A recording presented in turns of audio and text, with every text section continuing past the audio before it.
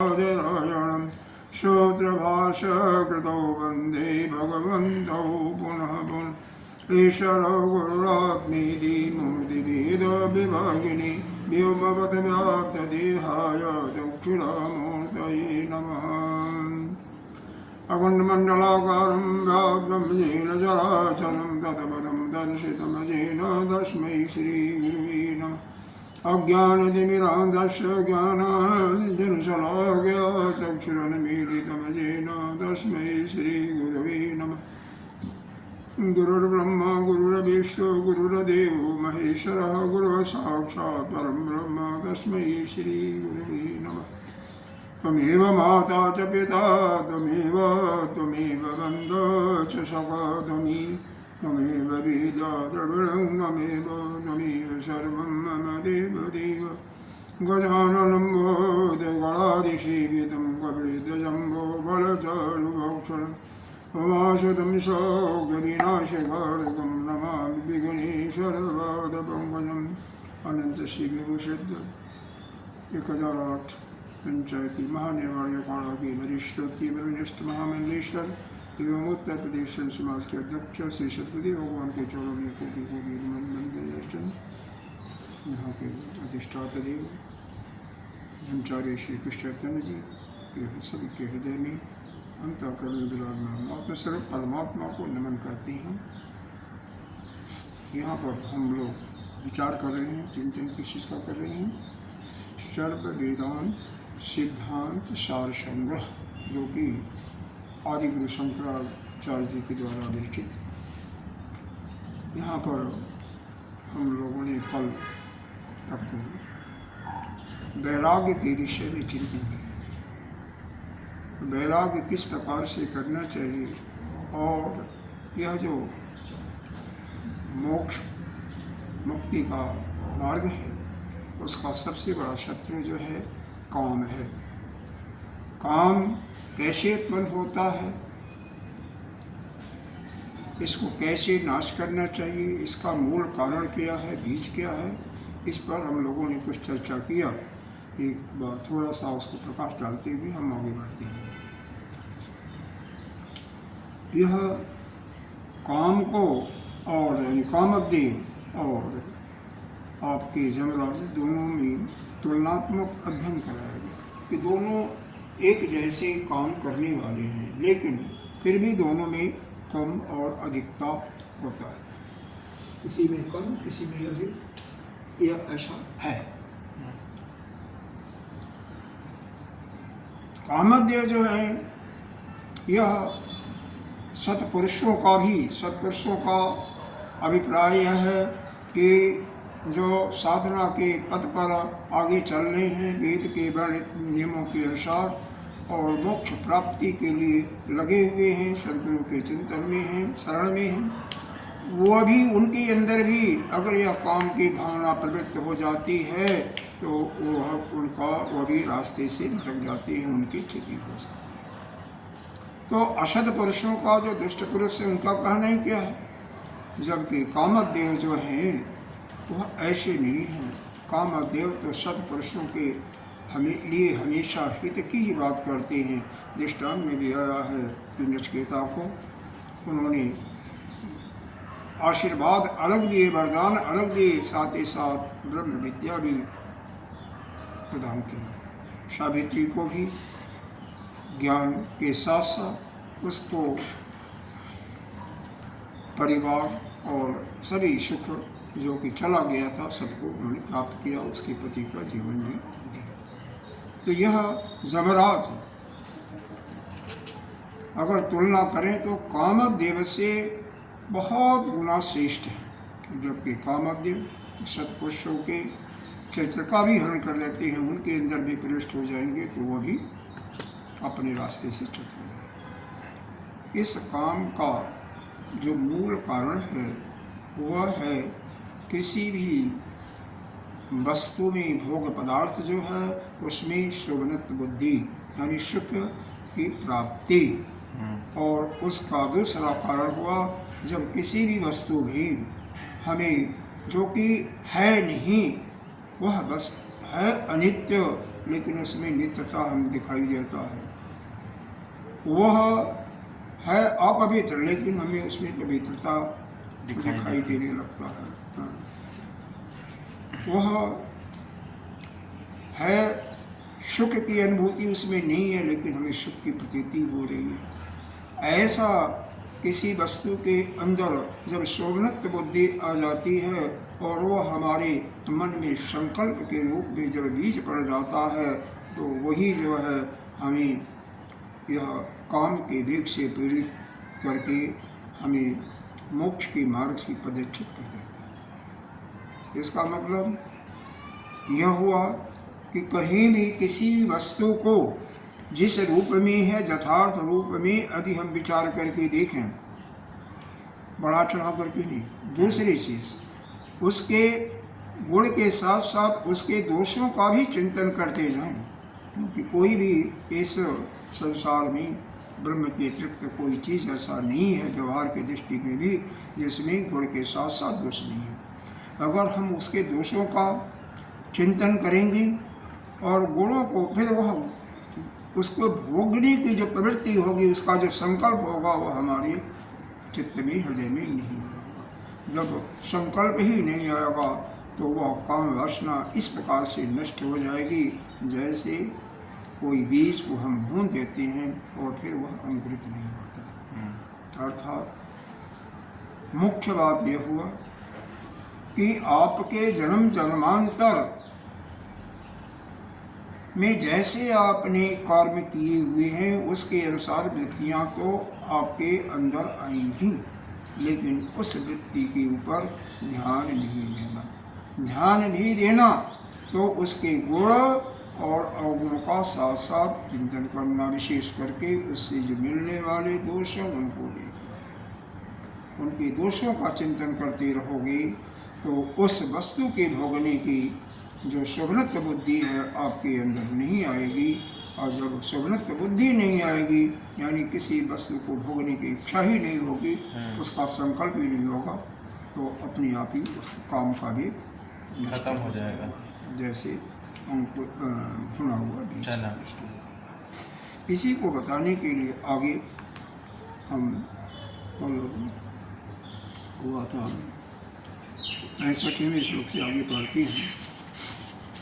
न कोऽपि सम्यक् अधीया विनैव 65वां से 65 आपने 65 हो गया। न कोई सम्यक् धियां विनैव न कोई सम्यक् धियां भोग्यं नरः कामयितुं समर्थः भोग्यं नरः कामयितुं समर्थः जतः ततः काम जयेत इक्षुयेताम् यतस्तथा काम जयेच्छुरेताम् सम्यक् बुद्धिं विषये निहन्यात् सम्यक् बुद्धि विषये निहन्यात् न कोऽपि सम्यक्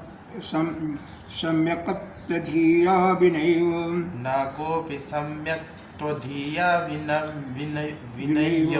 विनय्यौ भोग्यं नरः कामयितुं समर्थः भोग्यं नरः कामयितुं समर्थः जतः ततः काम जयेच्छुरेताम् यतस्ततः काम जयेच्छुरेताम् सम्यक् बुद्धिं विषये निहन्यात् सम्यक् बुद्धि विषये निहन्यात् न कोऽपि कोई भी बिना धन एवं बिना इसके शोभनत्व बुद्धि के या समाचित बुद्धि के या किसी भोग पदार्थों में सुख की बुद्धि की, तो उस वस्तु में हमें सुख मिलेगा।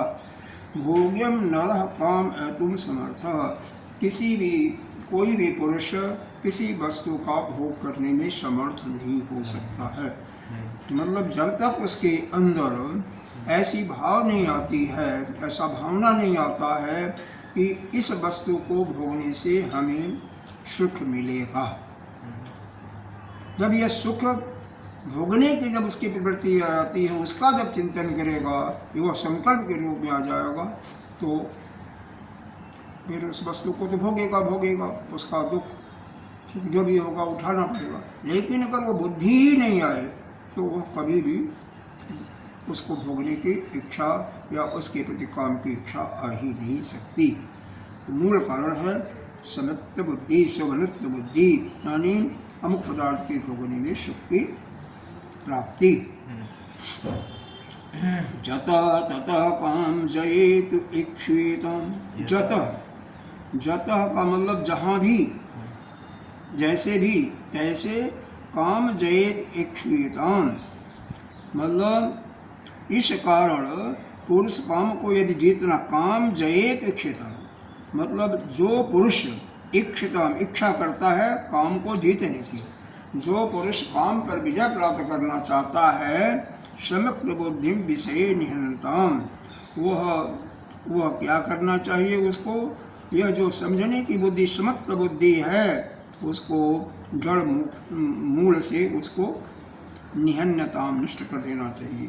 किसी भोग्य पदार्थ में के भोग से सुख प्राप्ति जो होगा, इस बुद्धि को, जिसको शोभनत्व बुद्धि दिया है, यहाँ पर समाचीन बुद्धि किसी श्लोक में आया था, समीचीन बुद्धि 66वें में आया था, तो उसको 63वें में आया था, तो उसको समाप्त कर देना चाहिए, यानी उसको अपने मन से निकाल देना चाहिए।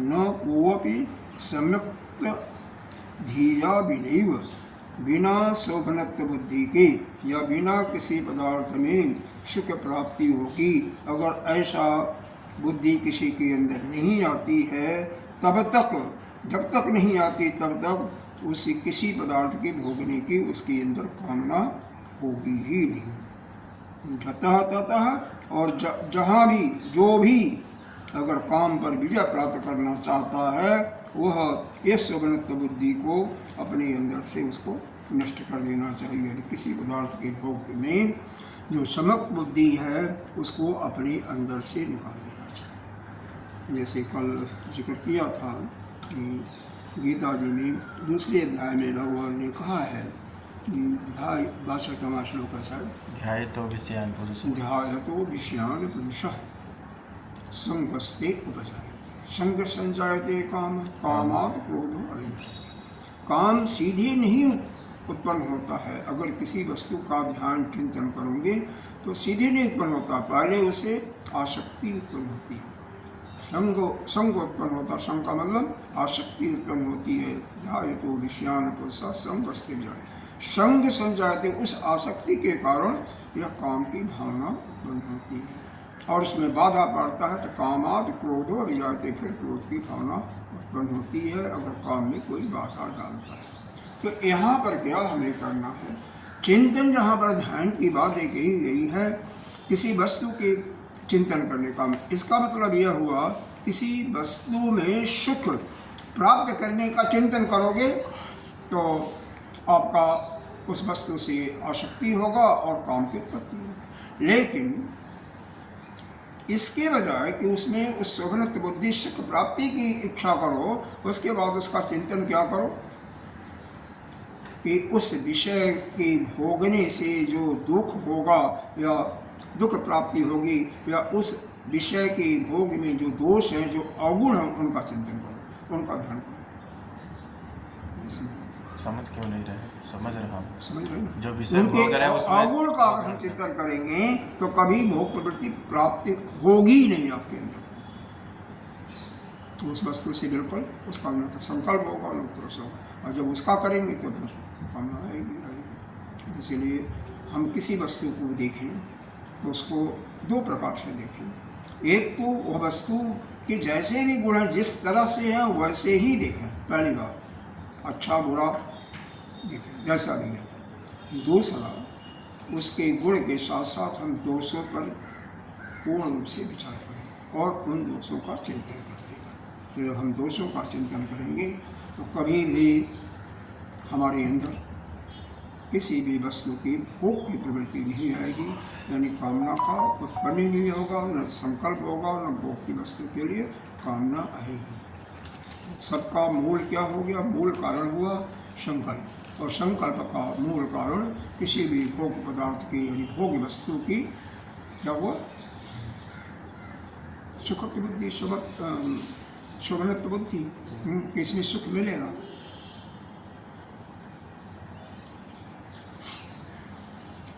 अगला देखिए, भोगे नरः काम जयेतु इक्षेतम, काम जयेतु इक्षेतम, जयतु इच्छेताम, सुखत्व बुद्धि विषये निहन्यात्, सुखत्व बुद्धि विषयं निहन्यात्, जत सुखं भूमधि पदार्थे, यत् सुखं जावत सुखत्व भ्रमधि पदार्थे, जावत् सुखं भ्रमधि पदार्थे, तावत् न जेतुं प्रवेद्य कामं, तावन्न देतुं प्रविद्यत कामा, भोग्यं नरः काम जयेतु इक्षेतां, भोगं नरागाम जयेतु इच्छेताम्, सुखत्व बुद्धि विषये निहन्यात्, सुखत्व बुद्धि विषये निहन्याम्, जावत् सुखत्व भ्रमधि पदार्थे, यावत् सुखं भ्रमति पदार्थे, तावत् न जेतुं प्रवेद्य कामं, तावन्न जेतुं प्रविद्यत काम।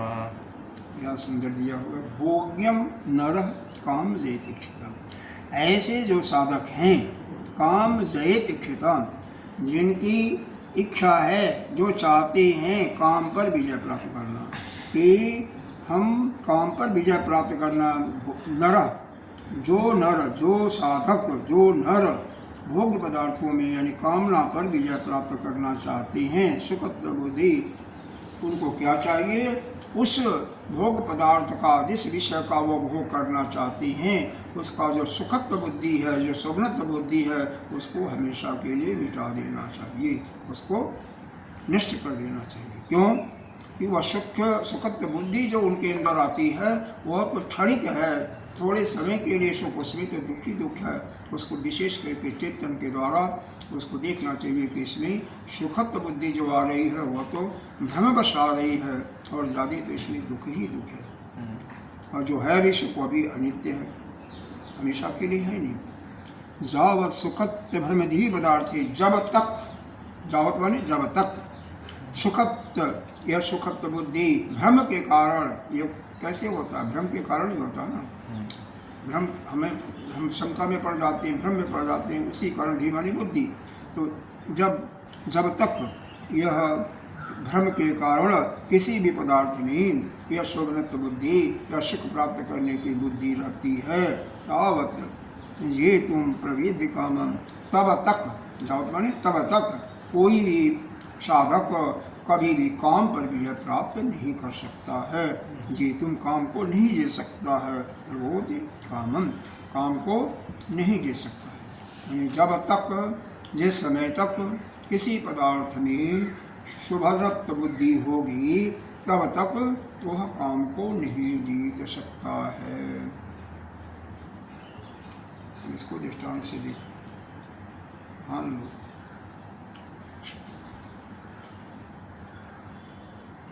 पीछे इसका दृष्टांत दिया गया।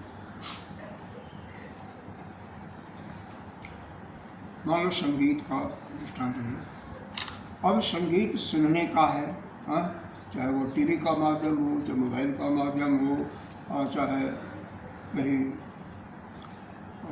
नाटक इत्यादि हो रही है, तो वहाँ पर वास्तव में हमें भ्रमवश यह प्रतीत होगा कि यहाँ पर जाएंगे या इसको देखेंगे तो हमें उस मधुर जो गाना का जो आवाज़ है वो हमको क्या करेगा, आनंदित करेगा, हम उससे सुख प्राप्त करेंगे। लेकिन वास्तव में वह जो है, वह गाना, वो यथार्थता क्या है, सत्यता क्या है, उस सत्यता पर विचार करेंगे तो वह केवल एक भ्रम मात्र ही है। उसकी वास्तविकता जो हमें दिखाई पड़ रहा है वह उतना ही नहीं है। वह तो उसके अंदर विचार करने पर जब हमें उससे जैसे ही आसक्ति होगी तब उसके वशीभूत होकर के बाकी सारे कामों को छोड़ करके उसमें हमारा समय को बर्बाद होगा, जबकि हमारा मुख्य लक्ष्य है क्या, ब्रह्म विद्या को प्राप्त करना। अपने स्वरूप को जानना। तो हम अपने स्वरूप को कभी भी नहीं प्राप्त कर सकते हैं, हम उसी की तरफ अटक जाएंगे। तो जब सुमनत्व बुद्धि लेकर के इसमें करेंगे, उसमें चिपकेंगे, उसकी तरफ ज़्यादा समय देंगे और अपना जो लक्ष्य है, लक्ष्य से हम चित हो जाएंगे। लेकिन उसके दोषों पर विचार करेंगे, संपूर्ण रूप से इस पर विचार करेंगे, तो हम यही पाएंगे कि इसका जो सुख थोड़ा सा है भी वह क्षणिक है, अनित्य है, और इसका जो हमें दिखाई दे रहा है यह सुख वह भ्रमवश है, यह पवित्र भी नहीं है, अपवित्र बुद्धि है। तो अपवित्र जो है वह पवित्रत्व की बुद्धि हमें दिखाई दे रही है, और इस प्रकार से विचार करने पर उससे हमारा मन उचट जाएगा और उसके प्रति हमारा ध्यान नहीं जाएगा, यानी उस विषय में या भोग की प्रवृत्ति से हम अलग हो जाएंगे, दूर हो जाएंगे।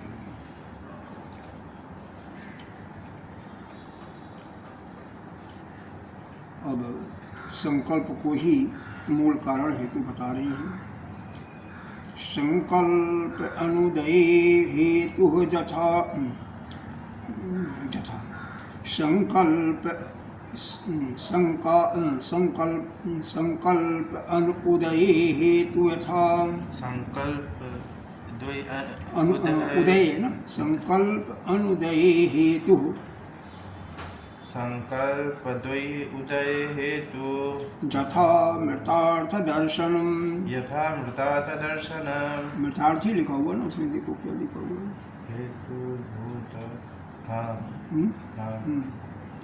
अनर्थ चिंतनम चाभ्यम, अनर्थ चिंतनम चाभ्यम न अवकाशोऽसि विद्यते, नावकाशोऽसि विद्यते।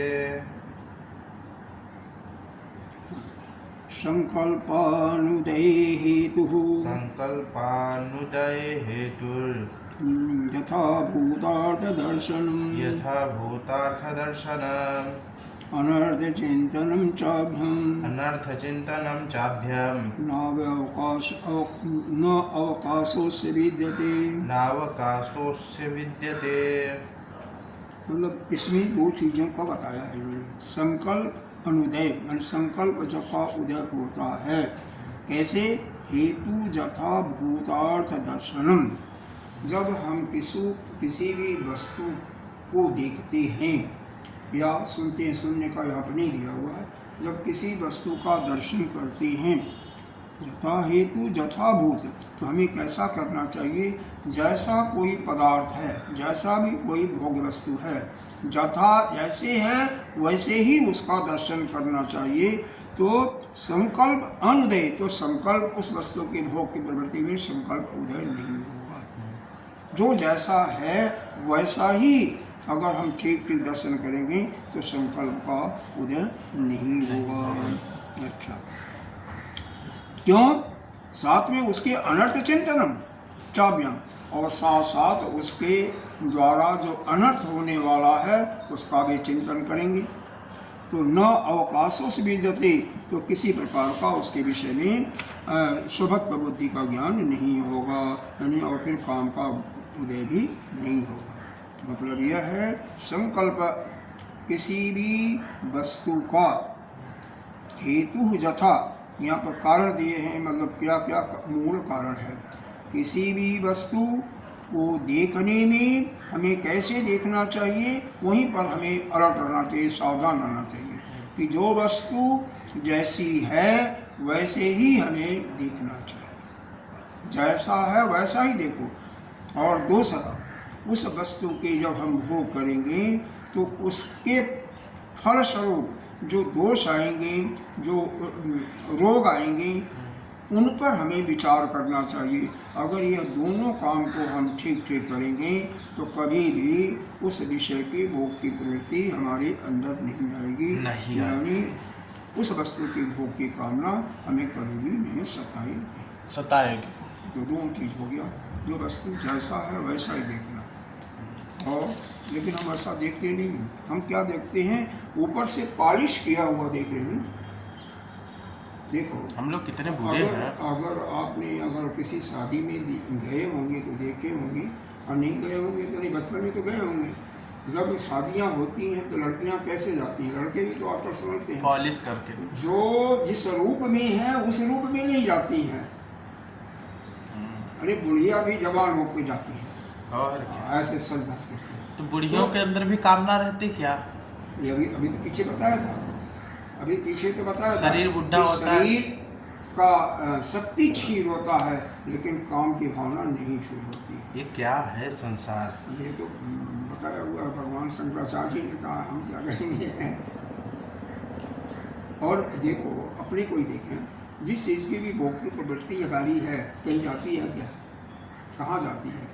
फिर उस पर विचार करते हैं कि भाई चलो ये मीठा है, ज़्यादा है, या खाएंगे तो नुकसान होगा, बीमार हो जाएंगे हम। हाँ जो है वो विचार करके करते हैं ना। बाकी इच्छा तो प्रबल होती है, कोई भी इच्छा होती है जो हमें पसंद है, जिसकी भोगे हैं, वो तुरंत इच्छा तो जग जाती है। फिर विचार करते हैं उसी समय कि नहीं इससे नुकसान होगा, तो फिर उस दोष को विचार करके हम उससे दूर हट जाते हैं, फिर उसका सेवन नहीं करते। अगर विचार न करें, जैसे इच्छा है तो काम तो आपको पीड़ित करना है, लेकिन उसको दोषों को अगर देखेंगे ठीक ठीक, और दोषों को और जो जैसे है वैसे, मतलब बिना उस पर उपाधि के, बिना उसके कबर के अगर देखेंगे, जैसे किसी भी स्त्री पुरुष को देखना तो देखिए उसके शरीर में क्या है, माल मोह, हाँ, गंदी चीजें देखें तो विकार वो वास्तविकता वही है ना, ये सत्य तो वही है ना। ऊपर से हम उसको जब वो पॉलिश किया हुआ उसको निकाल करके जो वास्तविकता है उस रूप में, तभी तो उसका दोष नजर आएगा, नहीं दोष कैसे आएगा? इधर देखा होगा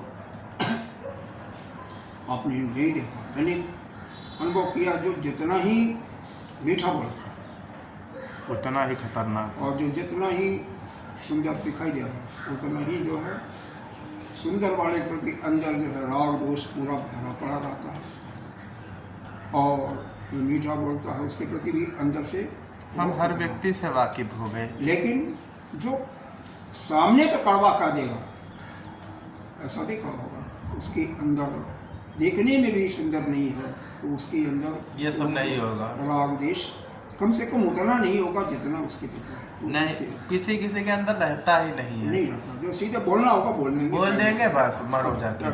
तो यही चीज़ें हैं कि जो वस्तु जैसे है वैसे देखो। कब देखोगे? जब उसकी उपाधि को हटा दोगे, उसके पाले जो उसको सवारा गया है उसको अलग कर दोगे, तब देखो। और दूसरा, फिर जो आपके उस विषय के भोग के बाद जो दुख होने वाला है, जो दुख आता है, उसको उसका चिंतन, तब ऐसा दोनों काम करोगे तो उसके भोग की प्रवृत्ति और उसकी कामना कभी आपके अंदर नहीं होगी। तो संकल्प का उदय नहीं होगा तो आपका काम बन जाएगा। संकल्प का उदय नहीं होना चाहिए। सीधी बात यह है कि संकल्प का उदय होना ही कारण है दुख का कारण है। अब आइए, ये यहाँ पर बहुत सुंदर है। अब दूसरे के प्रति थोड़ा सा सब्जेक्ट में चेंज किया। रत्ने यदि शीला बुद्धि, रत्ने यदि शीला बुद्धि जायते वा भयं ततः, रत्ने यदि शीला बुद्धिर्जायते वा भयं ततः समीचीनत्वे अधीनीते न उपादेतु धीरपि। समीचीनत्वधीनैते नोपादेत्वधीरपि। रत्ने यदि शीला बुद्धि जायते वा भयं ततः, रत्ने यदि शीला बुद्धिर्जायते वा भयं ततः समीचीनत्व अधीनते न उपादेत धीरपि। समीचीनत्वधीर्नते नोपादेत्वधीरपि। जैसे अब यहाँ पर एक प्रकार से अद्वैत बुद्धि को दिया हुआ है, अद्वैत के विषय में बात किया हुआ है। देखो संसार में जो कुछ है, यहाँ पर वही ईशावास्य उपनिषद का ध्यान दो तो उसमें क्या है, ईशावास्य इदम सर्वम जत किंचित जगत्ताम जगत। दूसरी लाइन की यहाँ पर जरूरत नहीं है, पहले लाइन की जरूरत है। जो कुछ है इस संसार में केवल एक ब्रह्म है, इसके अंदर कुछ नहीं है। तो बाकी क्या है? सब ईंट पत्थर ढेला इत्यादि है। तो यहाँ पर उसी के रूप में दिया हुआ है। रत्न भी है, कोई ढेला है तो ढेला है, मिट्टी है, लेकिन रत्न भी है, उसके अंदर भी यह बुद्धि आ जाएगी कि ये भी एक ढेला ही है और कुछ नहीं है। रत्नी यदि शीला बुद्धि जाती, रत्न के विषय में खान है, मान लो हीरा है, जवाहरात है, पन्ना है, उसको देख कर के भी आपके बुद्धि के अंदर यह बुद्धि उपज जाए कि यह क्या है, यह तो एक मात्र मिट्टी का टुकड़ा है, मिट्टी का ढेर है। वह भय ततः, और अथवा उसको अनर्थकारी समझ करके उसके प्रति भय उत्पन्न हो जाए। तो कभी भी अगर ऐसी बात होती है तो कभी भी समीचीनत्व धी न यति, उसके अंदर सुखत्व बुद्धि, सुखनत्व बुद्धि उसके भोगने से कभी भी उत्पन्न नहीं होगी, कभी भी नहीं होगी। मतलब सभी वस्तुओं को अगर एक समान देखने की प्रवृत्ति हमारे अंदर आ जाए, ऐसी बात आ जाए, तो क्या है, चाहे हीरा है, जवाहरात है, पन्ना है, चांदी है, सोना चांदी कुछ भी है, मिट्टी भी है, पत्थर भी है, सबको हम एक दृष्टि से देखेंगे, सभी एक पत्थर जैसे हैं। जब उसके अंदर जाएंगे तब तो आपको गुण को मालूम होगा कि यह हीरा है, जवाहरात है। एक दृष्टि से देखो तो सब पत्थर ही पत्थर है। तो अगर ऐसी बुद्धि आ जाए और भयं तंतः, और जब उसको मान लो उसको प्राप्त करोगे तो क्या हो जाएगा, भय होगा। कैसे भय होगा, चोर चुराने का, चोर चुरा करके ले जाएंगे, नहीं जाएंगे, भय नहीं होगा। ऐसे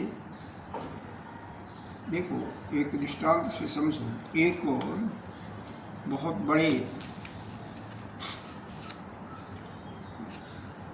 उसको कहते हैं ऐसा साधु जो अपने पास कुछ नहीं रखता है, उसको क्या कहते, दंडी स्वामी तो नहीं कह सकते, दंडी तो डंडा ही लगती, बाकी कुछ नहीं, मतलब बिल्कुल किसी भी चीज़ से, संसार की वस्तु से या संसार के लोगों से कोई मतलब नहीं रखता, कोई नहीं रखता। ठीक है, उसको भूख लगती है तो बस कहीं भी रुकता है तो केवल भोजन की ही याचना करता है। अगर ऐसा है तो उसको किसी भी चीज़ में कोई रस नहीं आएगा।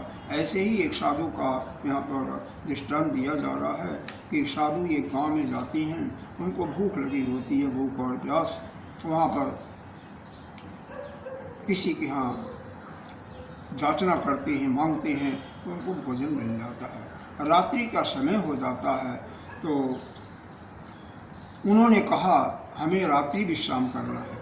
तो रात्रि विश्राम करने के लिए हमें एकांत स्थान चाहिए। एकांत स्थान कहाँ पर, नदी का किनारा हो, तालाब हो, जंगल हो, ऐसा कोई कुटी उटी हो या कहीं झोपड़ी लगड़ी हो, तो वहाँ पर अगर हो तो आप बताइए, हम वहाँ पर निवास करेंगे। उन्होंने कहा है तो सही, लेकिन थोड़ी दूर पर एक जंगल है, वहाँ पर है, आप चले जाइए, लेकिन आपको जाने नहीं दिया जाएगा। क्यों, वहाँ पर बहुत ठीक नहीं है, अच्छा स्थान नहीं है, तो वहाँ पर जाएंगे तो आप परेशान हो जाएंगे। नहीं, उन्होंने कहा नहीं, हमें तो भगवान का भजन करना है, कैसा भी है। बहुत बार कहा तो गांव वालों ने कहा ठीक है, हमारा रास्ता बता दिया, जाइए। अब वहाँ पर जब जाते हैं और जा कर के, ये तो अपना बस इनके पास कोई सामान तो रखते नहीं है, धन की कोई इच्छा नहीं, कुछ नहीं, रुपये पैसे कुछ तो था नहीं। अपना एक कंबल था, कंबल को बिछा करके ध्यान में बैठ जाते हैं, बस भगवान का चिंतन करते रहते हैं, और कोई काम तो है नहीं। 12 बजे का है तो खुशखुशाहट होती है।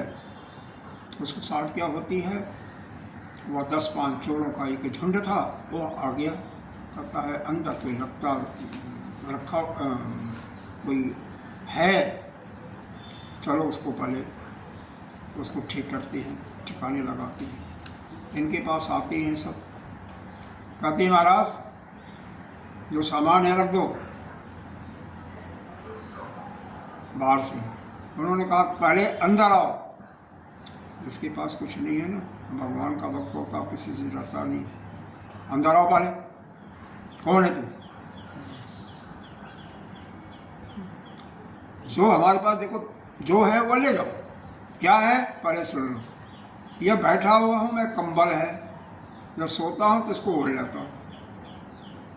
यह कमंडल है, मिट्टी भरा हुआ है, हाथ धोने के लिए, शरीर साफ करने के लिए। मैं ले जाना, कमंडल ले जाओ।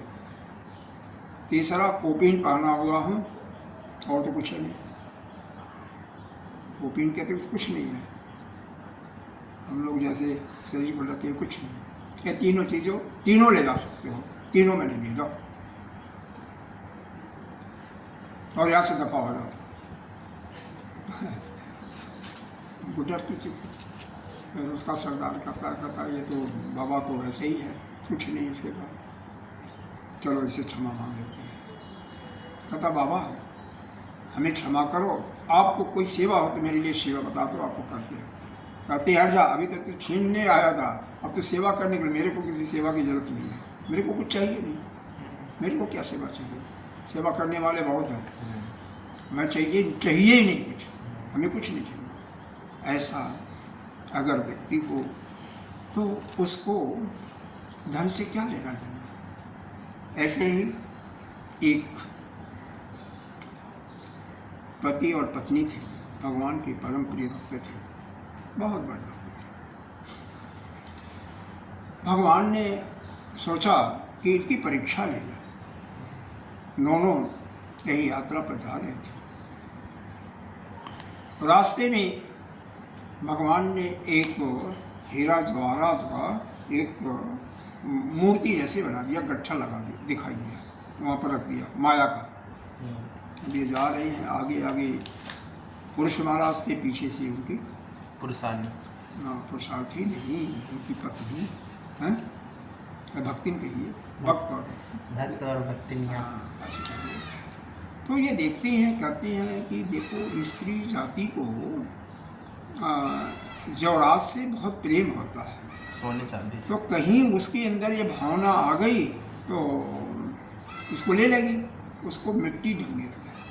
ठीक है, अब वो देख रही थी, कहने लगे भगत, वो भी बड़ी तेज थी, क्या कर रहे हो, मिट्टी के ऊपर मिट्टी डाल रहे हो, मिट्टी के ऊपर मिट्टी डाल रहे हो।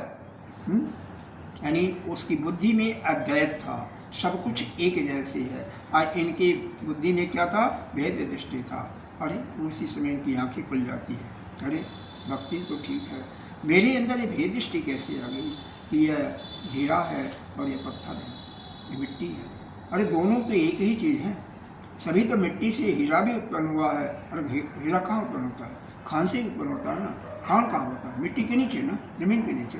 तो एक ही चीज़ है, हम उसके गुणों पर जा रहे हैं। तो इसका मतलब खुद स्वयं विचार करके अपने अंदर जो भेद दृष्टि आई थी उसको निकाल फेंकते हैं और आगे से वही कोशिश करते हैं कि भेद दृष्टि हमारे अंदर ना आए। तो जहाँ भी भेद दृष्टि आती है वहीं पर हमारा यह मुक्ति के मार्ग में बाधा है। मुक्ति के मार्ग, कोई भी मुक्ति को प्राप्त करना चाहता है, मोक्ष को प्राप्त करना चाहता है, तो समस्त बुद्धि लाना, यानी केवल अभेद दृष्टि, सभी वस्तु एक है, यानी सभी के अंदर उस परमात्मा का दर्शन करना। तो यहाँ पर ऐसी चीज़ पे लिखा हुआ है कि अगर रत्न है लेकिन उसको भी हम शिला के समान जो भी समझता है, जो जिसके अंदर उसको मतलब जड़वत बुद्धि के रूप में समझता है, जड़ के रूप में समझता है, और साथ ही उसके कारण से उसको प्राप्त करके जो अनर्थ का परिणाम आने वाला है उस पर भी विचार करता है, उसको अनर्थ के बारे में चिंतन करता है, तो ऐसे व्यक्ति के अंदर उस वस्तु के भोग की प्रवृत्ति कहीं ही नहीं आएगी, न उदेती, वो कभी ऐसी बुद्धि उदय ही नहीं होती है। यह वस्तु हमें ग्रहण करना चाहिए, या इसको भोगना चाहिए, इसको लेना चाहिए, यह कभी भी नहीं आती। अब यही जो धन की बात चली ना, अभी पर 3-4 श्लोकों में अभी इसी पर चर्चा कर रहे हैं। क्या? यथार्थ दर्शनम वस्तूनि अर्थस्यापि चिंतनम। पढ़िए। यथार्थ दर्शनम वस्तु यथार्थ दर्शनम वस्तु न अनर्थस्यापि चिंतनम न अनर्थस्यापि चिन्तनं संकल्पस्यापि कामस्य संकल्पस्यापि कामस्य तत् उदोपाययिष्यते। तदुदोपाय उच्यते। मतलब यथार्थ दर्शन किसी वस्तु का, जैसे पिछले श्लोक में आया था ना, तो इस कारण भोग के पदार्थों में यथार्थ दृष्टि, मतलब जैसी है वैसे ही देखना, मतलब उस वस्तु, भोग वस्तु का हमें वास्तविक रूप का पर ध्यान देना। हाँ? और क्या है? अनर्थस्य चिंतनम, और उस भोग वस्तु से जो अनर्थ होने वाला है, यानी जो उसके दोष हैं, उन पर विचार करना। एक ठीक 2 श्लोक के पहले आया था अभी। जो अनर्थ होना संभव हो उसका विचार करते रहना। तो संकल्प सापि कामस्य तदुपायिष्यते, ऐसा दोनों काम करते रहोगे तो संकल्प और उसके भोगने की जो कामना होगी, यह दोनों अपने आप ही नष्ट हो जाएंगे। उनका क्या होगा? तद उपाय संकल्पशा कामस्य तद उदोपायिष्यते।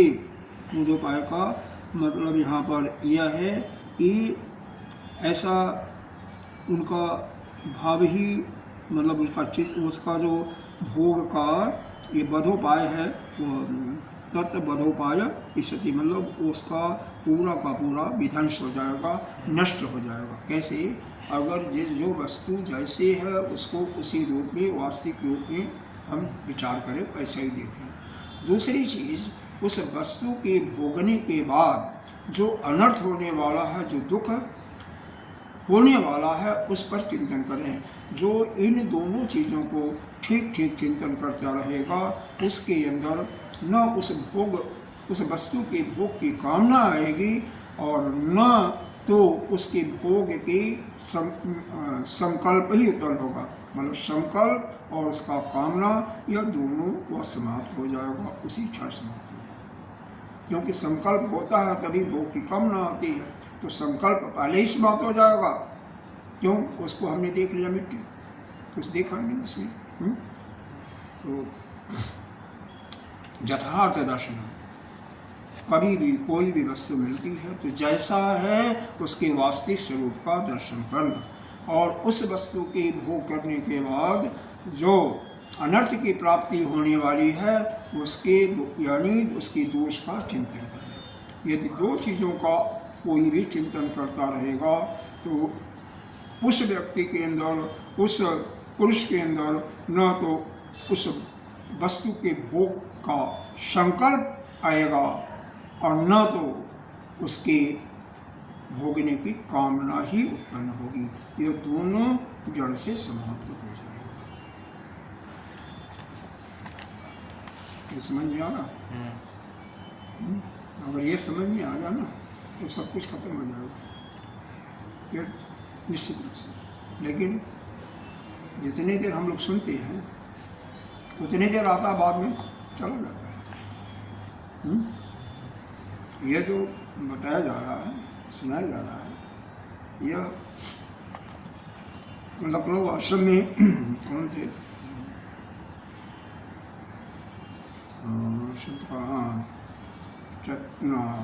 चैतन्य महाराज जी थे, वो जो मोटे वाले हैं, उन्होंने सुनाया था, बहुत अच्छी तरीके से सुनाया था। हमें तो सुनने को शायद नहीं मिला था, बाद में उसके बाद जो बच गया था मैंने सुना था दूसरे महीने में। तो लेकिन इतने सुनने वाले थे, लेकिन किसी के अंदर तो अभी वो गया नहीं। तो कैसे मैं समझूं कि सुनने समय तक वो भावना आया होगा, लेकिन लखनऊ शहर से भी लोग आते थे सुनने के लिए, अच्छी विद्वान तो ही है, लेकिन कुछ गया नहीं किसी के अंदर से, भावना नहीं बनी। क्योंकि अभी आगे वाले में देखो बहुत सुंदर दिया है। धन का क्या हाल है? गुरुदेव ने भी कई बार बताया है। गुरुदेव ने बताया धन के 3 ही तीन प्रकार से होता है। एक, पहला तो धन का सुंदर उपयोग क्या है, सुंदर भोग क्या है, दान कर दो। लेकिन दान करने में आपको दुख ना हो, कष्ट ना हो, तो पहला धन का उपयोग है दान करना। दूसरा, भोग लो शरीर के लिए। और तीसरा क्या है, तीसरा है अगर ये दोनों चीज़ें नहीं किया तो या तो चोर ले जाएंगे, या गवर्नमेंट ले जाएगी टैक्स में, या डाकू आएंगे लूट ले जाएंगे, या बच्चे तुम्हारे खा पी करके मौत करेंगे। और कोई तीसरा उपाय नहीं है धन का। धन के तीन ही प्रकार से उपभोग होते हैं। श्रेष्ठ उपभोग है दान करना। दान करो, यज्ञ करो इत्यादि, भूखे को खाना दो इत्यादि, वो सब है ना। कई हैं जिनको जाने में प्रयागराज में तो देखे ही हो, वहाँ तो खैर लोग करते थे, लेकिन अगर न होता तो कई लोग मर जाते भूखे से। हरिद्वार में जगह जगह इसीलिए करते हैं ना, कहाँ से आता है, भगवान वंदन करता है। अगर ये नहीं कर सकते तो कम से कम अपने शरीर के लिए तो ठीक से रखो। कई लोग तो मर जाएंगे, कहते हैं शरीर जा लेकिन दमड़ी ना जा। इसी में आया है मक्खी चूस का, अभी उसका अर्थ बताते हैं। एक शेर था, बहुत धन था, घी का कनट्टा भरा हुआ था, एक मक्खी पड़ गई, एक मक्खी पड़ गई सुने। अब उसको क्या किया, कैसे, उसने सोचा कि अगर मक्खी को निकाल फेंकते हैं तो इसमें जो घी लिपटा हुआ चला जाएगा, तो मक्खी को चूस लेता है। इसीलिए उसका नाम क्या, मक्खी चूस। कंजूसों को इसीलिए यहाँ पर दिया मक्खी चूस। अरे लोग मर जाते हैं, दवा नहीं कराते ठीक से, हॉस्पिटल में नहीं जाते, पैसा खर्च होगा, पैसे सब कुछ रखे हुए हैं, और बाद में कोई शराबी बेटा हो जाएगा, उड़ाएगा। अभी यहाँ पर बड़ा सुंदर इसका धन के बारे में दिया हुआ है। धन के परिणाम क्या होते हैं, जो भी धन इकट्ठा करते हैं। धन भय निबंधनम, उसको पढ़ दिया, भय निबंधनम, सतत दुख संवर्धनम, प्रचंड तर्क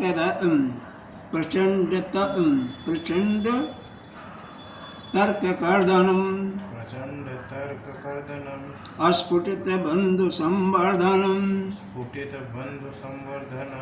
विशिष्ट गुणबाधनम, कृपणधि समाराधनम,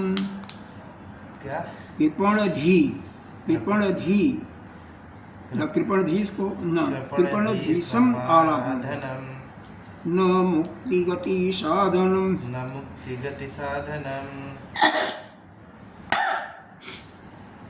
न अपि हृदय शोधनम, हृदय का शोधन नहीं होता उसमें, हृदय न अपि हृदय शोधनम, ये व्यंजन संधि होता है ना, छ जो आता है ना उसको सो होता है, वह शोधनम, और हृदय द का शब्द है, तो हृदय धन, हृदय का मतलब हृदय, और धन शोधनम, न तो हृदय की शुद्धि होती है। तो धन से क्या क्या होती है इनको समझ। धने भय निबंधनम, भय निबंधन, भय का हमेशा बंधन पड़ा रहता है, इसको छोड़ दो। धन के कारण हमेशा भय ही रहता है, डर लगा रहता है। जिसके पास धन होगा उसको हमेशा धन को चुराने का भय होगा, धन को इनकम टैक्स से धन होगा, बैंक में टैक्स रख सकता नहीं, धन इनकम टैक्स कटेगा। सतत दुख संवर्धन, हमेशा दुख को बढ़ाने वाला है। क्या क्या हुआ, पहला धन के कारण जिसके पास भी धन होता हमेशा भयभीत रहेगा। क्यों, जिसके इसी धन के कारण लगातार दुख बढ़ते ही जाते हैं, दुखों को वृद्धि होती जाती है।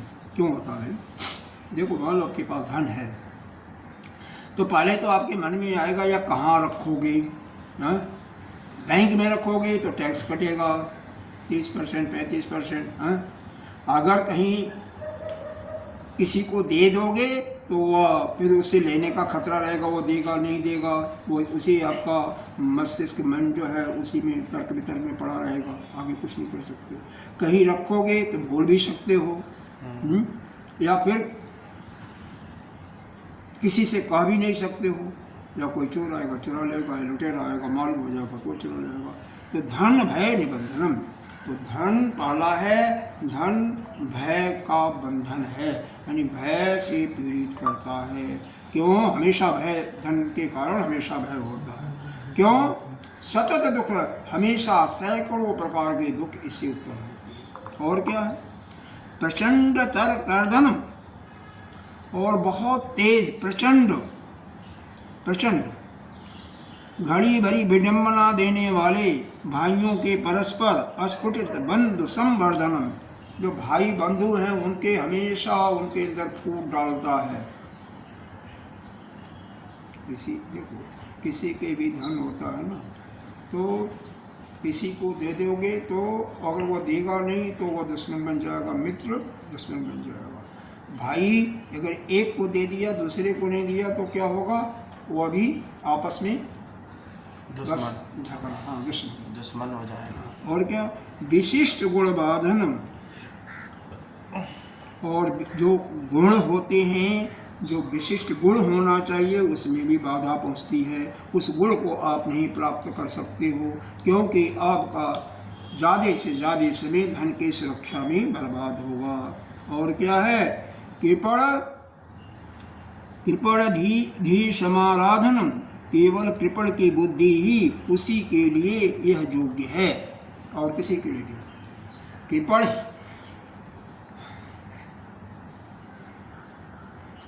कृपण ही धन को छिपा करके रखता है, उसके अतिरिक्त बाकी किसी के लिए सुख का कारण नहीं है। नंबर 1, इस हमेशा धन के रहने पर भय ही होगा। दूसरा यह है कि इससे सैकड़ों प्रकार के दुखों का सृजन होगा। तीसरा, अपने भाई बंधुओं से भी बिछोह का, उनसे आपस में मठमुटाव का, आपस में लड़ाई झगड़े का कारण पड़ेगा, आपस में विद्रोह का कारण बनेगा। तीसरा, आपके अंदर जो गुण उत्पन्न होने चाहिए, अच्छे गुण कि मैं मुक्ति के मार्ग पर चलना, स्वाध्याय करना, सत्संग सुनना, उसमें भी बाधा आएगी। और क्या? केवल एक कृपणों के लिए यह योग्य है, कृपण के अलावा और किसी के लिए योग्य नहीं है।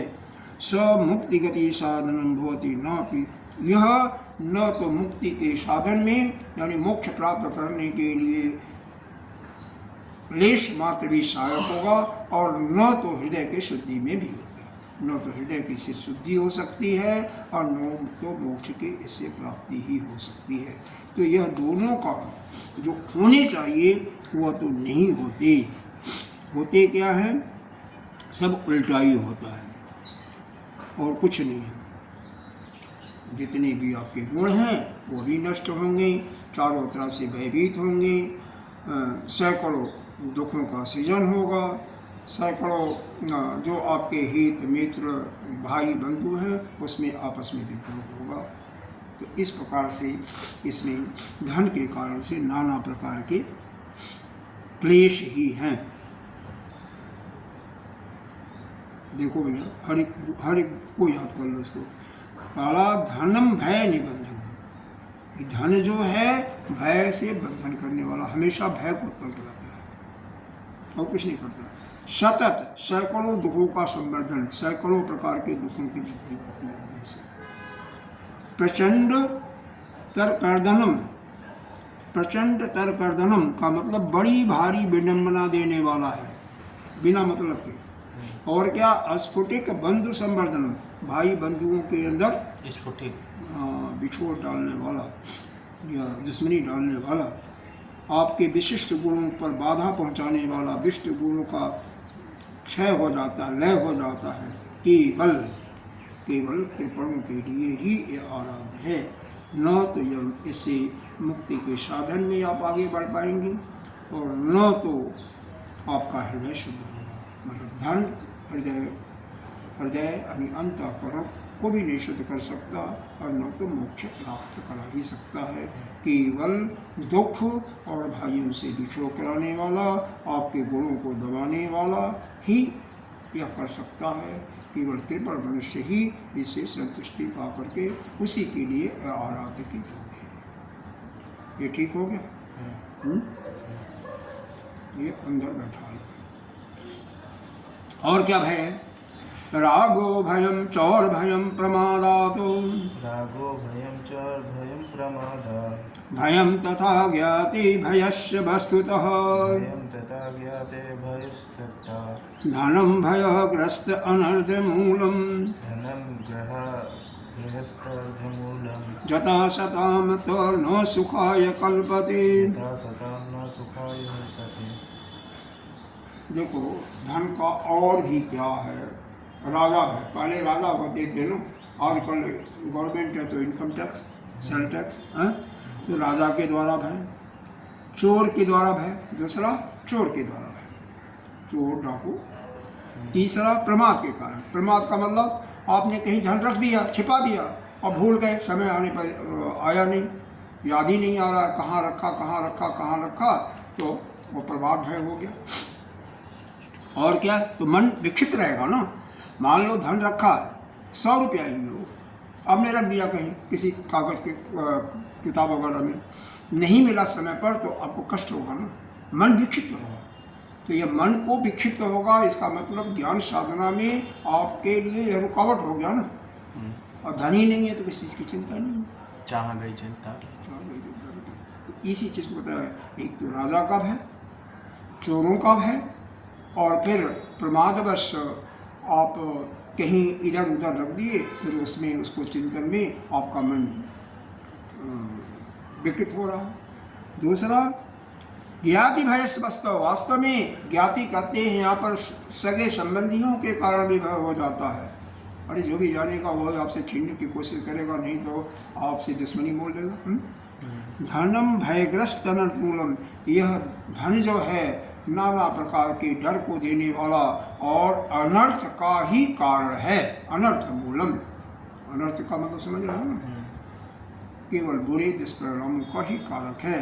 जता सताम तन्न सुखा, कोई भी संत पुरुष सदमार्ग पर चलने वाला पुरुष सुख की कामना नहीं कर सकता है।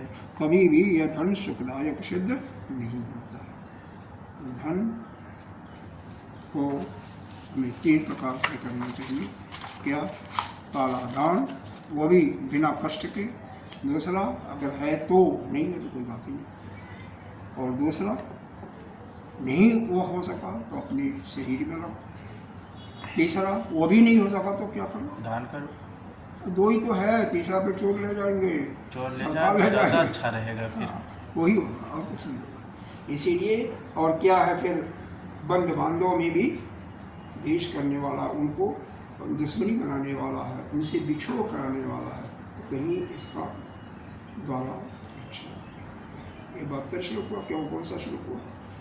ओम पूर्णमदः पूर्णमिदं पूर्णस्य 71 हुआ। हाँ? 71 ओम पूर्णमदः पूर्णमिदं पूर्णमुदच्यते 71 हुआ।